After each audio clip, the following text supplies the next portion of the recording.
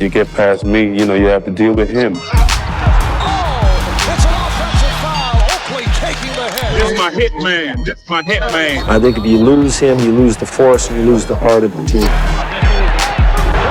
Hard foul by Oakley. Oakley hustles for the steal. Bodies all over the place. Oakley down on the floor. And that's a big-time play by Charles Oakley. Back in the no-nonsense era of 80s and 90s basketball, every team had an enforcer, but Charles Oakley was in a league of his own. He wasn't out there to drop 30 points or put on a flashy show. He was there to set the tone and sometimes break it over your head. Oakley missed with a swing. Tried to punch him in the head. NBA legends have stories about him that sound more like tales from a bar fight than an NBA game. Xavier McDaniel going at it in a big way. Charles was a bully, so he beat me up. He's a rookie here. And while Oakley never had elite skill or finesse, he had something way more dangerous: a short fuse, heavy hands, and zero tolerance for disrespect. Get out my way. I don't respect nobody on the court. And today, we're handing the mic to the players who were there. You didn't just play with Charles Oakley, you survived him. And for young players trying to get their footing in the league, getting Oakley as your vet was like getting dropped into a war zone with a guy who thought trust was earned through trauma. Big Oak. Big O. He slap anybody in front of you? Absolutely. He goes to several people. Several people. And he would always make me, man, I remember he smacked, he was like, run with, or comb me young fella. I didn't know what he was doing. Like, I got to do everything Oak. And he'd go and smack somebody. I'm like, I want to be behind, like, I'm not involved with any of this. Like, I don't know what the hell is going on. I'm sorry. I apologize for whatever, but I was like, Oak made me roll with him. I love Oak, man. Yeah. Oak was like the best vet, man, the best vet. But yeah, he would rough me up too. Like, would he? Yeah, we'd be like, cause I remember we were in film, and I'm sitting in the front, and he would always talk to me and Eddie, like all the time. He always had something to say. He would make me and Eddie like the TV's right here. He would make us sit right there. Like we had to no, get closer to the TV. This nigga was just a bully, huh? Just straight bully. Still like that. And I remember he was like, he said something in the film, like, he was like, something, I'm smack you too, or something. I was like, you're not gonna just smack me. I was like, you might win, but you ain't gonna just smack me without a fight. Mm-hmm. And he was like, all right. And then, so then Carl was the coach, and as soon as I said that, Carl was like, all right, film's over. I was like, you don't want to make this shit die down a little bit? Like, let him calm down a little bit. Because he wanted. Man, so then everybody walk out, I'm like, it's like the after-school fight in high school where everybody's coming to, Exactly. No, he waited. Yeah. No, like, you gotta walk outside the stairs, like we're in the film room, and you had to walk up to the stairs or whatever, and then we get up to the stairs, and then we just start tussling. He's strong as shit.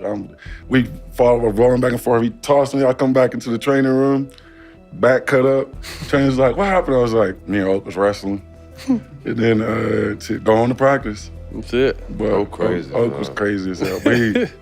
But that was Oakley, wherever he went. Even in his journeyman years, even when the jerseys changed, the energy didn't. And when he landed in Toronto late in his career, T-Mac got a front row seat to the madness. We flying from Toronto to Sacramento. Bro, this is a long ass flight, right? These boys got the big bottles of Jack Daniels. Now mind you, all them cats drink. I think Kevin Willis is the only one that don't drink. Nah, he didn't, yeah. Nah, so whole plane ride, they drinking like crazy. I'm talking about, they got a bunch of bottles. We land in Sacramento, and Oak is looking for the last bottle. My man don't even want to drink no more, so he hid the bottle under his seat. Oak walking up and down the bus, right, on the way to the hotel. Hey man, where the motherfucking bottle at? Who got the last bottle? And boy, somebody, like, pointed at buddy, hey, where that motherfucking bottle at? You hiding the bottle? Dog, Oak was looking around, grabbed the bottle. Mind you, the dude is from Sacramento. Clean suit. Oh, he going home to see the fam. Big ass bottle. Oh, you trying to hide the bottle? Oh, you don't want to drink no more? All right, motherfucker, you gonna wear this. And started and drenched it on it. The whole bottle, bro. He G-thanged him? Bro, the whole bottle on my. Hey, buddy's sitting there like mad as hell, like ready to get up. Nah, chill, dog. Take that. You got. We tell him, hey, you gotta eat that, dog. Jack Daniel's cologne, the whole bottle, and only just because no one said a word. When Oakley lost his cool, it was a spectacle. But now you're probably thinking, okay, Oakley was a savage on the court, a menace off it. But surely there were boundaries, right? Nope. Even off the hardwood, Oakley's fists were always on standby. Just ask John Sally, who learned the hard way that going against Jordan in front of Oakley was basically a death wish. Charles is Michael's bodyguard. Yeah, I know. We talk. I interviewed Charles. But remember, I've had my little punched me in moments my with Charles. stomach. So I don't. Oh yeah, he put his hand on my chest. You know, stopping me from entering the dude is Jordan very, party. He's very aggressive. Michael was very fond of Charles because Charles was his protector. Michael was always attacking the basket, and he got knocked down a lot. And Charles was always the guy to back him up. Oakley going right after Hot Rod Williams. Basically did with that punch. And the craziest part? That was him being chill. Because even when Oakley had traded in his jersey for a suit and clipboard, he still had that dog in him. Stephen Jackson saw it firsthand. And he got into it with Gerald because he was, they was trying to change the vibe, him and Coach Silas. Yeah. Just trying to change the mold of the team to, just get to like a winning aspect. And guys used to have towels on their head, right? So this Gerald always like that. This how Oak be tripping, Jay. Gerald Wallace put the towel on his neck because he had long dreads and he didn't want to sweat on it, right? So Oak told him before the game, like, we're not doing none of that, we're gonna look professional. So Gerald did it. Gerald, our franchise player. Yeah. He yanked it off Gerald's neck, take his towel, and throw it at him like, we ain't doing that. I told you we ain't doing that. So, Gerald, they gamble together all the time. So Gerald like, nah, put it back on. I'm gonna see you after the game. And I told you not to do it. All right, remember that. 1, 2, 3, Bobcats. Coaches walk out. All you see is Oak make a U-turn. Coming right back in front of Gerald Wallace. Now, didn't I say I was gonna slap you? Stood right in front of, and Gerald didn't get up. He's standing. I had to go. I stood in front. I said, "Oh, you are a coach now. You can't Please don't slap Gerald Wallace.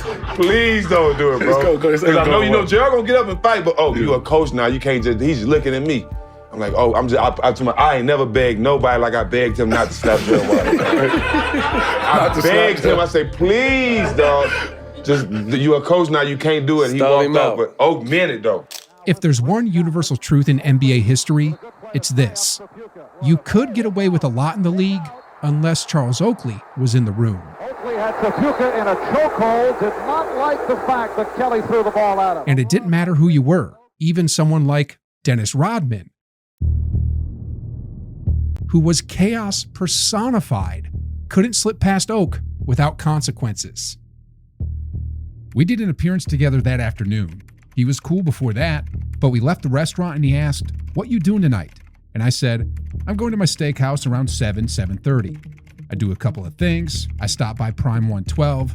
I get a call from my manager. He said, 'Oak, guess what's happening?' I said, 'What?' He said, 'Dennis is walking around eating off people's plates.' I said, 'I'll be right over.'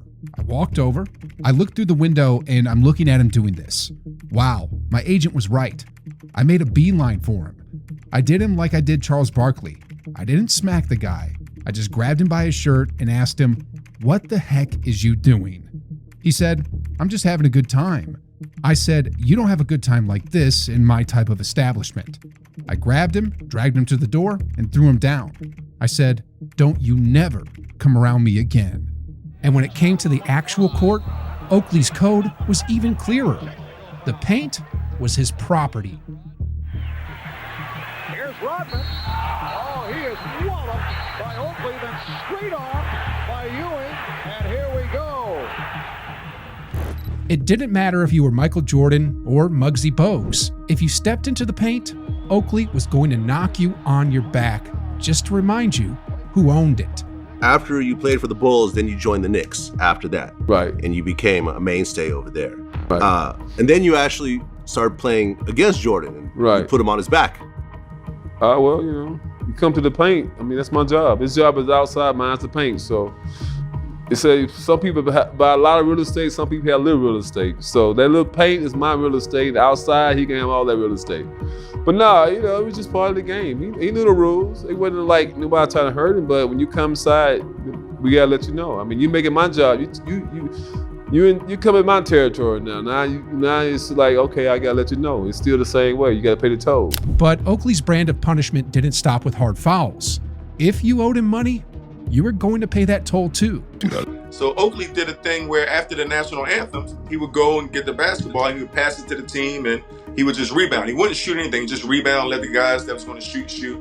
But this time he passed the balls out and he walked down to the Sixers and he just walked through their line and Tyrone Hill's doing the same thing under the basket, passing the balls out. And he just smacked. And I'm looking like, damn, I ain't no friends played like that. And even the shoot-around wasn't a safe zone. During his time with the Toronto Raptors, Oakley once got fined $15,000 and suspended 3 games for punching Jeff McInnes during morning shoot-around. Toronto's Charles Oakley was suspended for 3 games without pay and fined $15,000 by the NBA today for punching Clippers guard Jeff McInnes this morning. That's McInnes, and this is the aftermath. McInnes trying his darndest to get back at Oakley, but he was restrained by teammates and coaches. It happened at the morning shoot-around, and Oakley began serving his suspension with tonight's game. If you had something coming, Oakley was going to deliver it, no matter where, no matter when. Knicks Rockets game Friday will soon be carrying around less cash. Headquarters will seek a review of the following videotape. Let's check it out as a group. First quarter, Charles Barkley for the basket. No. Charles Oakley takes him down from behind. What the world needs now is love. Charles Oakley didn't retire his attitude when he retired from the NBA. Some guys go soft and start golfing, smiling on TV. Not Oak. The same guy who once guarded the paint like it was federal property is still throwing off that same "don't test me" energy decades later.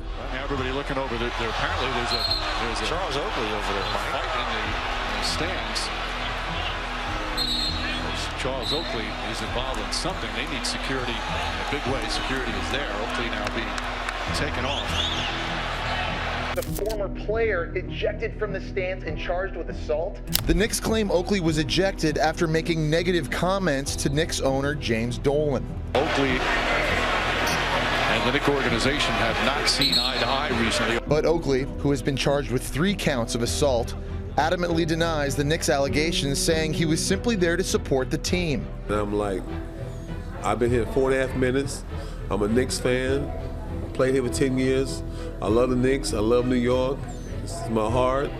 Fans showing their support to the man who helped lead the Knicks to the 1994 finals, chanting Oakley, Oakley.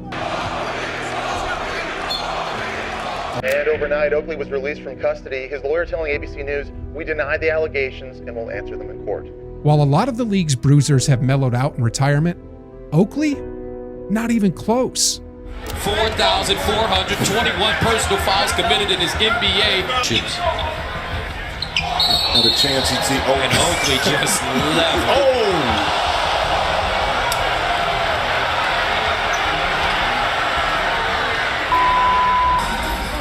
What you want to do?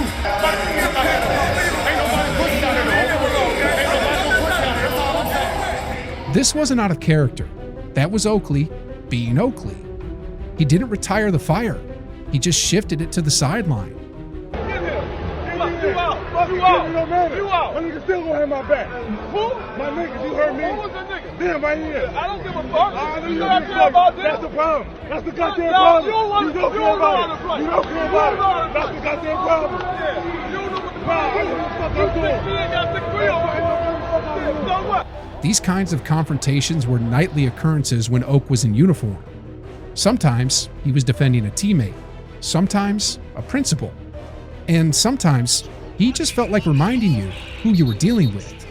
Oakley wasn't just an enforcer, he was the standard. I respect nobody on the court but my teammates And that's how I come to the game. When you in my way, I got to go through you. And Charles Oakley.